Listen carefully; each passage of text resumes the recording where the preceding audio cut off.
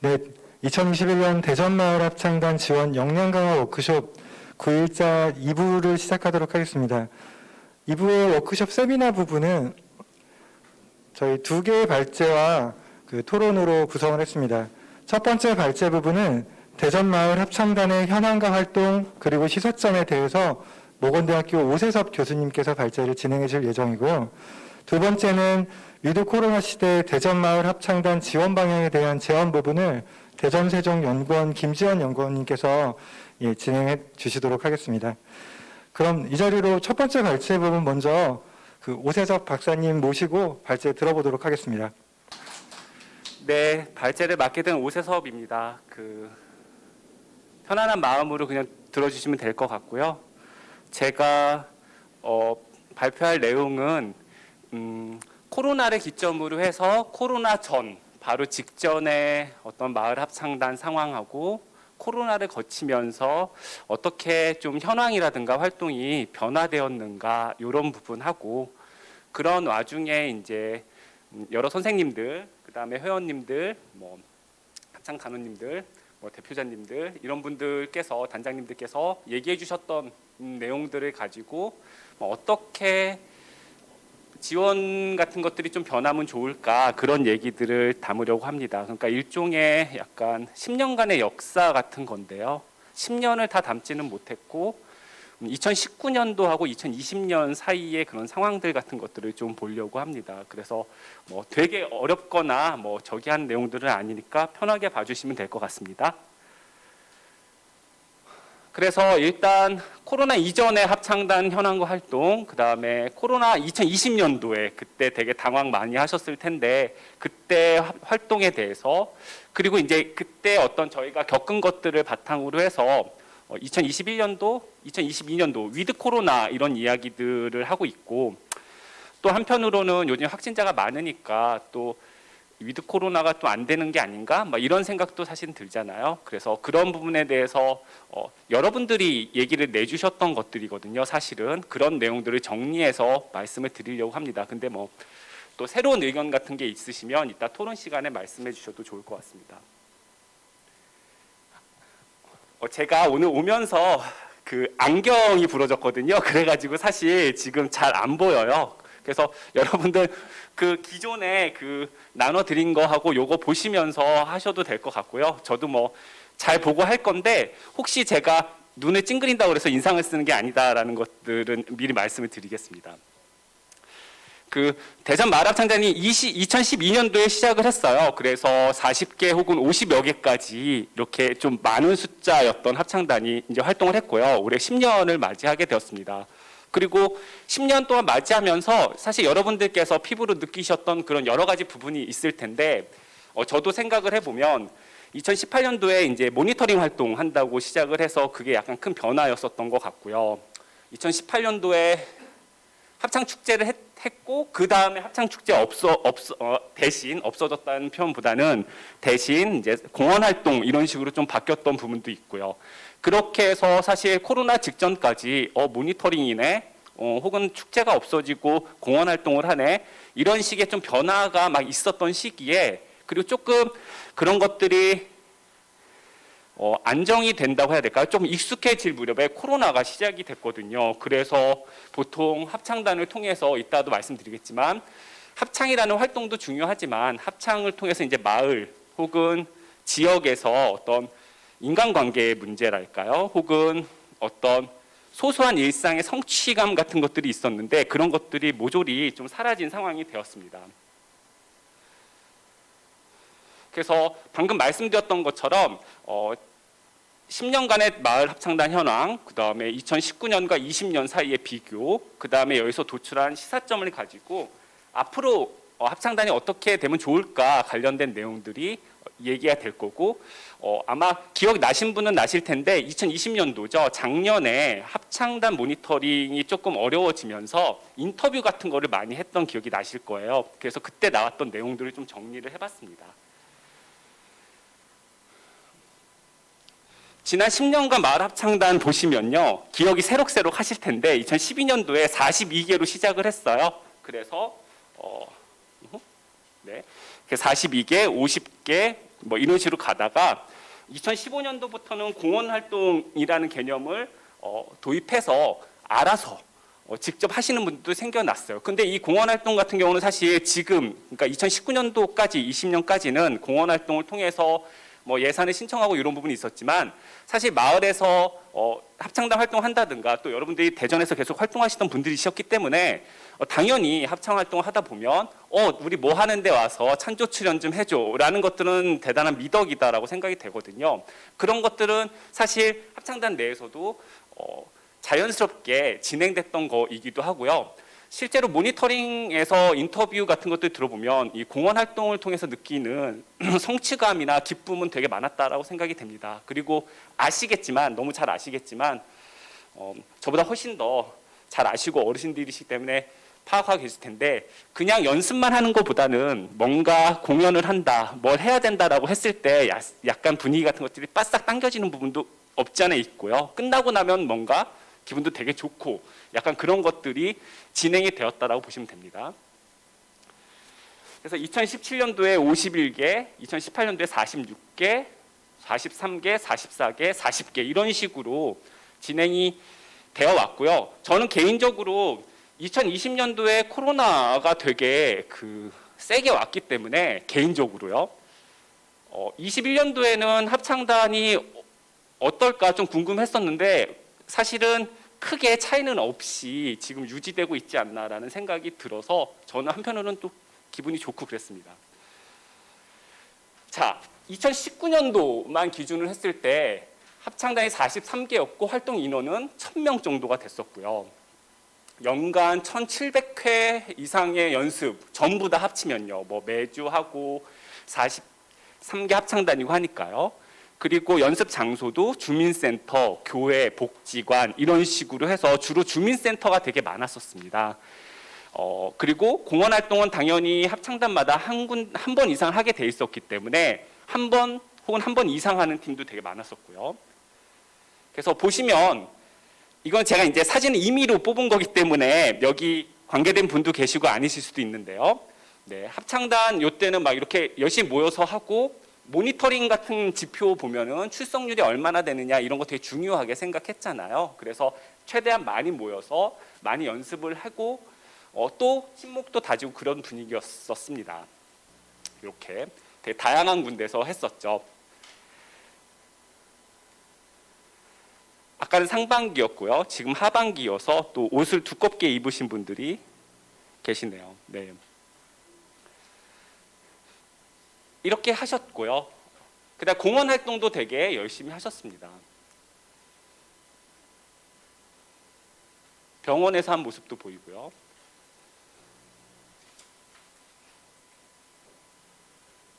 그러다가 그렇게 됐고요. 2019년도에는 그래서 모니터링이라든가 이런 직간접적으로 이제 말씀해주신 내용들을 보면 합창단 활동이 즐겁다. 일상생활의 즐거움과 보람을 준다. 그러니까 되게 소소한 즐거움 같은 거잖아요. 밥 먹고 나가서 한번 모여서 노래도 부르고 되게 건전하고 즐거운 활동인 건 맞거든요. 그래서 소소한 즐거움과 보람을 느낄 수 있었다. 그리고 특히 어르신들께서 물론 다른 분도 높겠지만 그때 아마 응답을 해주신 분들이 어르신들이었던 것 같아요. 그래서 어르신들이 만족감이 되게 좋았다 이런 말씀 해주시고요. 이걸 통해서 이웃과의 소통이나 친목, 지역사회를 위한 봉사기회도 된다. 이렇게 막 공원 활동도 하고 그러니까요. 그래서 일상의 즐거움이 있었다라고 많이 의견을 내주셨고요. 그 다음에 이제 2019년도였기 때문에 공원 활동에 대해서 만족감, 향후 공원 활동 계획을 더 많이 해야 되겠다라는 얘기도 좀 많으셨어요. 그 다음에 그때 당시에 지원금 신청 시스템이 새로 만들어졌는데 이거 조금 어렵다. 근데 하다 보니까 조금 알겠다. 기타 등등. 이야기들이 있었습니다. 행복했던 시절이죠. 그러다가 2020년이 되면요. 44개 합창단으로 시작을 했고 966명이었는데 코로나로 인해서 연습이 중지되죠. 다 아시다시피. 그때 저도 되게 기억이 나는 게 그전까지 지표 모니터링 활동을 나가서 아까도 말씀드렸지만 가장 중점적으로 보는 게 출석률이었는데 코로나 상황에서는 너무 많이 모이면 안 된다. 라는 얘기를 하게 돼서 이거는 되게 아이러니하다라는 생각이 들었습니다. 그래서 아마 여러분들도 그렇고 재단도 그렇고 되게 많은 사람들이 대체할 수 있는 건 없을까? 뭐 줌으로 하면 안 되나? 그건 어렵다라고 얘기를 하셨고요. 많은 분들이 그렇게 좀 혼란스러운 상황들이 된 거죠. 그래서 최소 인원만 연습을 하게 되고요. 특히 주민센터에서 대여를 해주지 않는 상황들이 이루어지죠. 공공기관에서 뭐 여러 가지 이제 방역이나 사회적 거리두기 이런 것 때문에 공원 활동도 전부 다 취소가 되는 그런 상황이 되었습니다. 그래서 보시면 아까랑 비교해 보시면 되게 멀찍이 떨어져 앉아가지고 연습을 하는 모습들이 보이죠. 이런 식으로 모일 곳이 없으니까 카페를 빌려서 하신 것 같더라고요. 뭐 그런다든가 이렇게 사회적 거리두기 되게 잘 두시는 뭐 그런 식의 합창 연습들이 이루어져서 사실 모두에게 힘들었던 시기라고 생각이 됩니다. 단원분들도 그렇고 단장님도 그렇고 지휘자 선생님이나 반주자 선생님도 그렇고 모두가 다 어떻게 해야 되나 되게 걱정이 됐던 시기였고요. 이때 합창단 의견은 코로나19 장기화에 따라서 합창단이 존립 자체가 걱정이다. 그러니까 뭐 운영에 대한 긴급 예산을 편성한다든가. 왜냐하면 그때 당시에 돈을 막 못 쓸 때였잖아요. 막 있던 돈도 못 쓸 때였기 때문에 그 다음에 뭐 합창단 대상으로 해서 전문가 교육이나 줌교육 같은 걸 좀 하면 어떨까라든가. 그 밖에 다양한 합창 방법, 연습 방법들을 하자. 그래서 어떤 합창단은 그때 우리는 야외에서 한다 이러신 분도 계셨어요. 야외에서 연습을 하면 조금은 코로나로 인해서 불안감이 좀 덜하지 않을까. 뭐 이런 말씀도 하셨고요. 특히 이제 연습 장소 확보 때문에 그런 얘기들을 많이 하게 된 것 같습니다. 그리고 공연 활동이 취소됐기 때문에 뭐 온라인 공연 활동을 하면 안 되나? 그러면 온라인 공연을 하려면 어떻게 해야 되지? 그런 식의 궁금증들이 작년에 있었습니다. 그리고 이제 저는 이게 되게 흥미로웠는데 작년 의견인데요.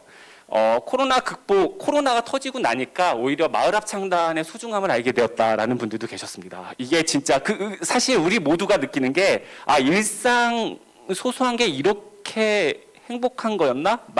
마스크 벗고 다니는 게 그렇게 행복한 거였나? 뭐 그런 생각을 막 하잖아요. 자유롭게 연습할 수 있는 것만으로 되게 좋았을 텐데, 혹은 어떤 분들은 모이지 못하기 때문에 카톡이나 이런 걸로 통해서 간신히 뭐 안부를 묻는다든가 이렇게 관계를 유지하려는 하고 있다라는 단장님들도 되게 많으셨었습니다.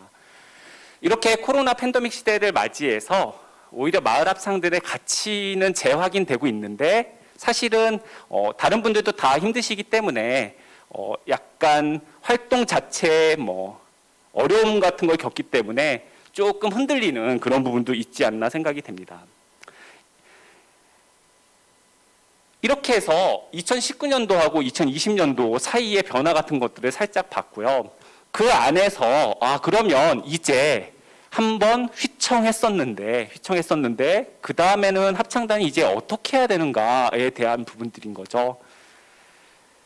뭐 코로나가 없어지고 여러분들이 다시 일상으로 복귀해서 예전처럼 잘 합창단 활동하시고 힘껏 즐겁게, 이게 다 즐겁자고 하는 거잖아요. 즐겁게 하시면 되는 게 제일 좋은데 그거에 관련돼서도 어떻게 준비를 하거나 혹은 지원을 해야 되는가에 대한 이야기인 겁니다.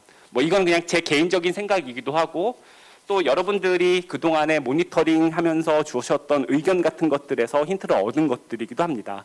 그러니까 뭐 다 무난한 얘기들이죠, 어떻게 보면. 위드 코로나 시대의 합창단 활동을 위한 정책 수립이라고 하면 너무 거창한데 뭐 그런 것들인데요. 그래서 뭐 예를 들면 마을 합창단 활동을 위해서 공공 방역 지침을 마련한다든가. 왜냐하면 합창단 활동이 예를 들어서 이게 사적인 모임인가 공적인 모임인가 뭐 이런 것들을 한번 생각해 봤을 때 기왕이면 공적인 모임으로 인정을 받으면 되게 좋을 것 같다는 생각이 들어요. 물론 이게 쉽게 뭐 허락을 득하거나 뭐 인정을 해주는 부분은 그 다음 문제이긴 한데 이게 되게 공공성을 띈다라고 한다면 뭐 인원수 제한이라든가 여러 가지 면에서 사실은 혜택을 받을 수 있는 부분이고요. 그 다음에 뭐 개인적으로는 합창단이 지금 약간 힘들기 때문에 뭐 합창단 유지 재건을 위해서 운영비를 좀 긴급하게 지원해주면 어떨까라는 생각도 듭니다. 근데 사실 뭐 어떤 분들은 뭐 이게 무슨 큰 일이 벌어져서 뭐 예를 들면 뭐 태풍이 와서 마을이 뭐 힘들어지고 이런 것도 아닌데 무슨 재건이냐라고 하실 수도 있는데 사실은 무형의 여러 가지 부분들이 있으니까 조금 더 예산을 마련을 해서 모일 수 있는 기회를 더 많이 갖는다든가 아니면 뭐 재난지원금도 주잖아요. 뭐 그거랑 똑같이 말씀드릴 수는 없겠지만 조금은 운영비를 뭐 특별한 부분들이 있으면 좋겠다 하는 생각을 해봤습니다.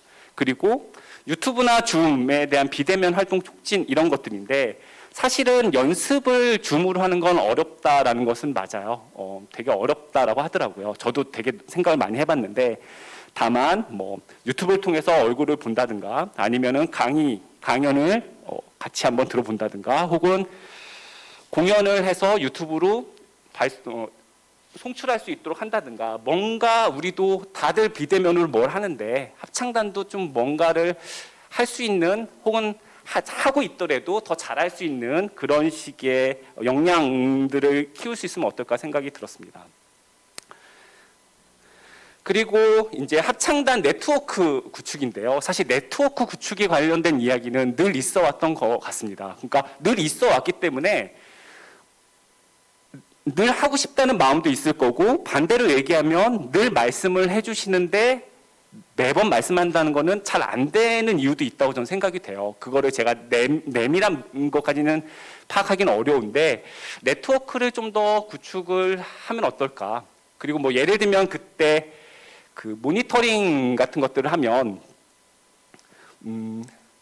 제가 그 2018년도부터 2020년까지 모니터링 활동을 했을 때 그 결과를 가지고 보고서를 썼었거든요. 그래서 이제 자꾸 그 얘기를 드리게 된 겁니다. 그래서 여러분들 대면으로는 처음 뵀는데 그 내용을 통해서는 합창단의 활동이나 사진이나 이런 것들을 3년간 올해 말고요. 2018년, 2019년, 2020년 동안 매우 잘 봐서 되게 친근하다라고 저는 혼자 생각을 하고 있습니다.